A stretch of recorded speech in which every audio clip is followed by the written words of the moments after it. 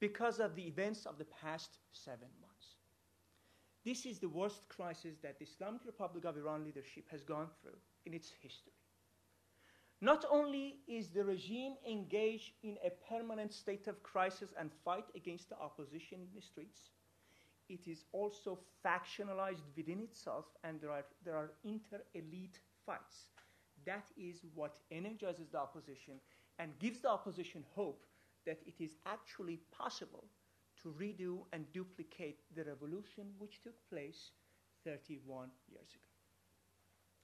I honestly must say that I have a different view.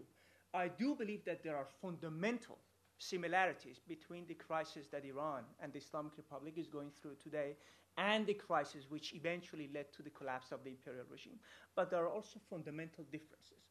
So the subject of my discussion and presentation today is that of the differences and similarities. And please do excuse me, I do know that there are people more knowledgeable than me, sitting among the audience, but the task was given to me to discuss this. When it comes to the similarities, I think the more fundamental similarity is the very fact that the Islamic Republic is going through a social revolution. Now, this social revolution may or may not lead into a political revolution. That's a different story. But the Islamic Republic of Iran is going through a social revolution, very much like the social revolution that the Iranian society was going through in the 1960s and 70s. Beginning in 1963, with the White Revolution of the Shah, began a huge modernization program of Iran, which forever changed the Iranian society. Prior to 1963, the system, the political regime and society served each other well somehow. The imperial regime could survive forever and ever had it not changed the society, because that imperial regime was actually designed for a traditional society which was not modern. But His late Imperial Majesty, the Shah of Iran, he started a modernization program which actually led to the undoing and collapse of the imperial regime. Why? Because he changed the society, but he never managed to change the political system accordingly. Whenever you make a majority of Iranians able of reading and writing, you cannot tell them that there is one person in the country making all strategic and important political decisions in that country. And that was the case with the Shah.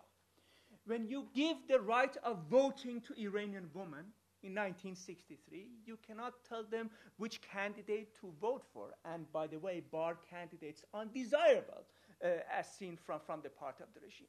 When you make a majority of Iranians city dwellers, when you make a majority of Iranians in reality a well-educated, well-informed middle class, you cannot preserve the system which was authoritarian and led by the Shah himself. That was impossible, and that, of course, led to the revolution of 1979. Now, most unfortunately, the leaders of the Islamic Republic have not learned anything from the experiences of the imperial regime. And they are committing the exact same mistakes of His late Imperial Majesty. The differences between mentality and thought of Ayatollah Khamenei and the Shah are very small. The Islamic Republic of Iran has in reality continued many of the reform schemes of the Shah from the 1960s. They just dressed it in Islamic garb.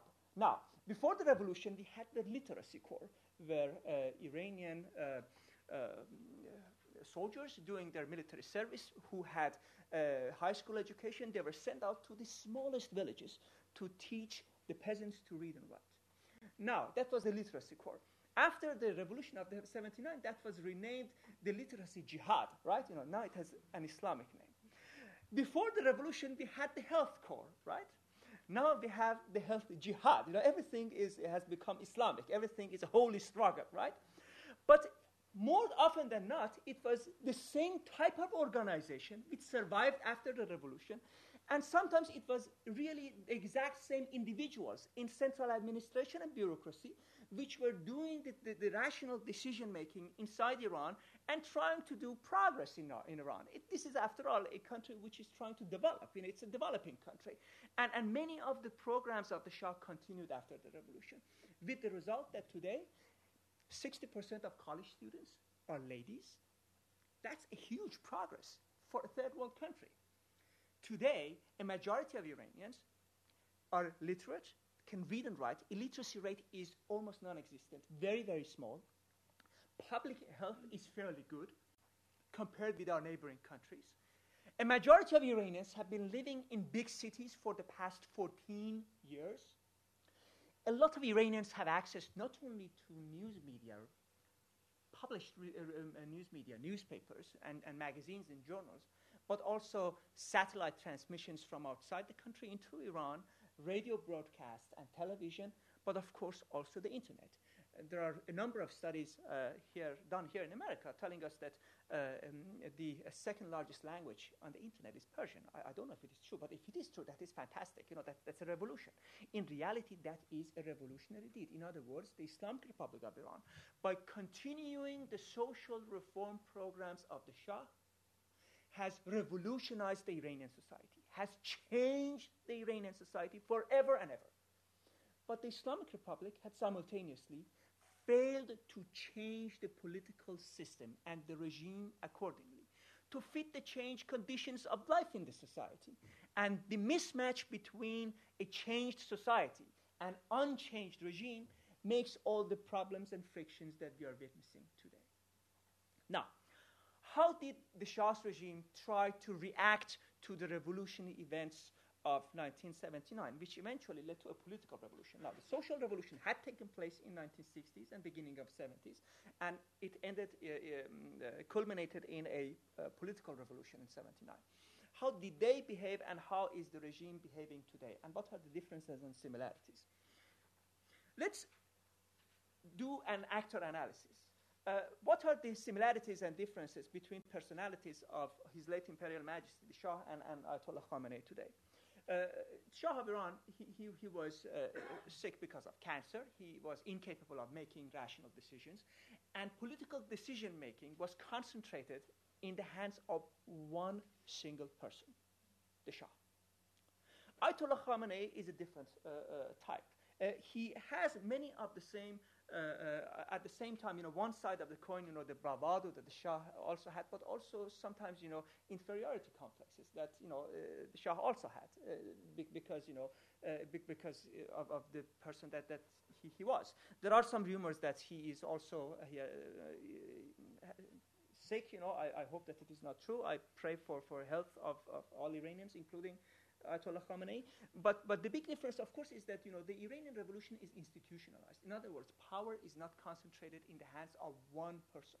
Strategic decisions about survival or doom of a regime are not being taken by one single individual, which at some point may lose faith in battle and just capitulate like the Shah did. In other words, that is a very, very big difference.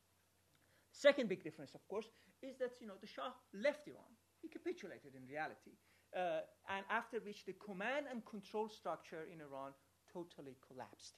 The imperial army did not put up any significant opposition to the revolutionaries, and the system was handed over without a lot of bloodshed to the new elites of the coming Islamic Republic.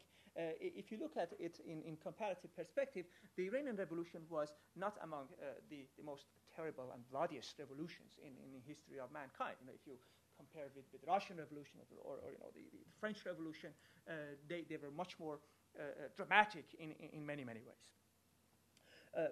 The other